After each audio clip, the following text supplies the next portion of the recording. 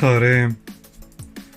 Astăzi am să vă arăt un model diferit de floare, dacă putem să spunem floare. Ar fi patru petale, doar că petalele astea sunt puțin mai diferite. Vin cu câte 2 melci în fiecare capăt. Dar nu este un model complicat. Necesită doar niște dăți puțin mai mari și mai deschise, dar este ok. E simplu de făcut. Eu am dat cu Dalton V. Cu Dalton V nu aveți așa mult de lucru aici. Se poate face și fără Dalton V. Ca să am trasat, să zic așa, pentru că vom lua o daltă și vom decupa în mijlocul aici. Vom face bulbul cel din mijloc la floare. După ce îl facem pe acesta, cam de pe la, să zicem pe aici, 1 centimetru, jumătate, 2, așa, nu vom degroșa în jos, vom coborî, ne vom adânci ca să scoatem bulbul acesta în relief. Haideți să începem și să vedeți pe parcurs.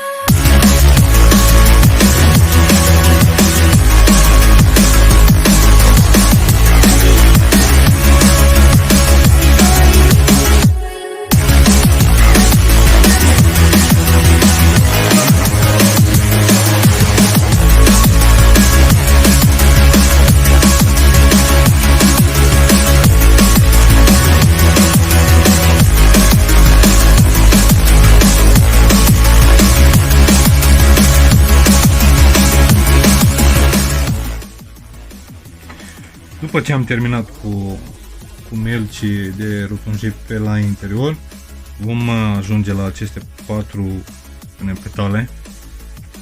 Îl vom face cu o daltă profil U. Asta mi-ar trebui să fie un numărul 11 acum.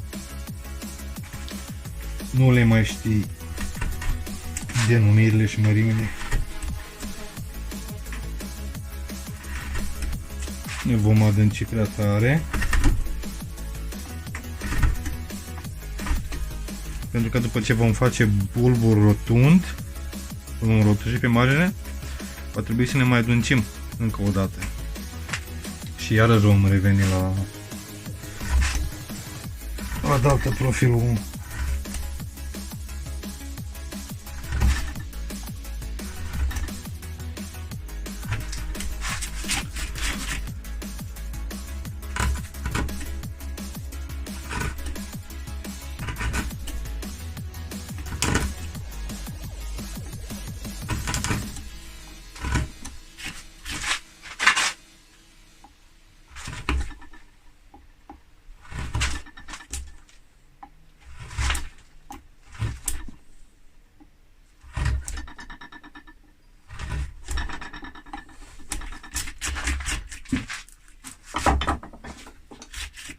Să vă rămână aici pe mijloc, că vom veni cu dalta în V pentru a delimita aici spațiul între acestea două, dar și la tot spre final. Cum vom începe să rotunjim bulbul? Ca să rotunjim bulbul din mijloc, de-aia vă spuneam că trebuie ceva dălți mai mari. Deci asta este un numărul 5 și vom folosi un 4, care este una semi pentru a rotunji. Și ca să rotunjim, vom merge pe partea asta, paralel cu fibra, după care vom veni din partea asta așa, de aici vom merge până aici la mijloc și de aici invers. Și de aici iarăși spre mijloc aici.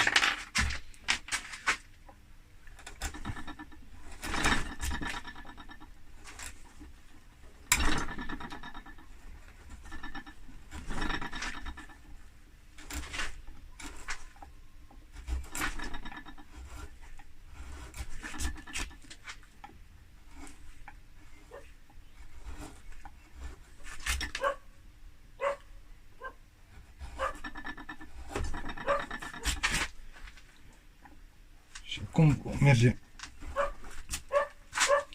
spre interior, spre mijloc. Și acum venim din partea asta la altă.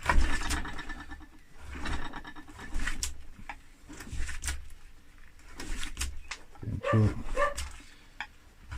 a merge pe lungimea fibrei.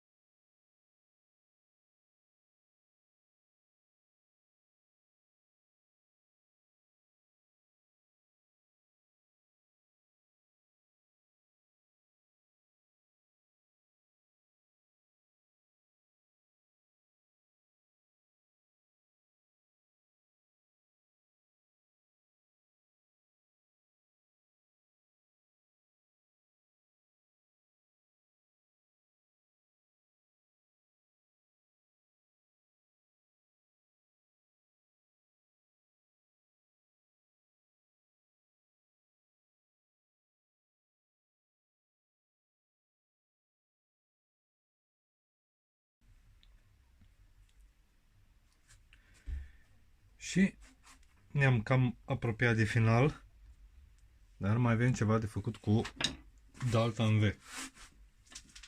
Dalta în V, exact aici pe cantul ăsta trebuie să mergem la toate patru. Și e cam dificil, dar urmărim fibra. Fibra normal este așa, partea aia. Noi dacă mergem mai mult pe partea asta nu se așchează, pe partea asta se așchează. Și atunci mergem puțin mai în partea stângă, cum ar fi, și mai în partea asta, și apoi ne întoarcem din partea asta la altă, ne întoarcem pe partea asta de aici. Ne întoarcem.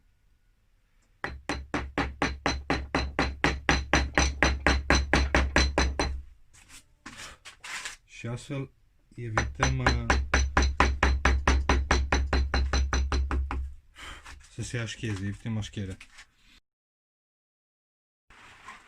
Și așa arată floarea noastră la final. Cum vedeți, nu este greu de realizat, doar necesită, după cum v-am mai spus, niște dălți mai mari pentru a putea fi sculptată. Dar și aici depinde și de materialul pe care îl avem. Bucata asta, de exemplu, de stejare este puțin mai așchioasă, pe când aici, deci, același model, aceeași floare, doar că materialul este mai bun. Nu se așchiază, se lucrează mai ușor și, în mod normal, arată și floarea mult mai bine după terminarea sculpturii. Sper că v-a plăcut această scurtă lecție. Sper să fiu pe înțelesul vostru. Dacă nu, îmi puteți scrie în comentarii ce și cum. Dacă aveți întrebări, tot jos în comentarii sau pe site, pe Facebook. Vă mulțumesc pentru vizionare. În caz că nu sunteți abonat la canalul meu, vă invit să o faceți. Astfel nu veți pierde viitoarele videoclipuri. Și cam asta e. Sper să vă placă și numai bine până data viitoare. Pa, pa!